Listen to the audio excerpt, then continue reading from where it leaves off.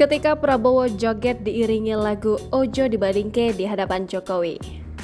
Menteri Pertahanan Prabowo Subianto mengatakan bahwa Presiden Joko Widodo telah mengizinkan dirinya ikut berjoget saat penyanyi cilik Farel Prayoga tampil di Istana Merdeka, Jakarta, Rabu 17 Agustus 2022.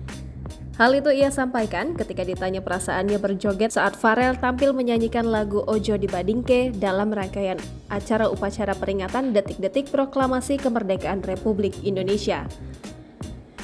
Saat Farel menyanyi, tak hanya Prabowo, sejumlah pejabat yang menghadiri upacara tampak asyik berjoget mengikuti alunan irama.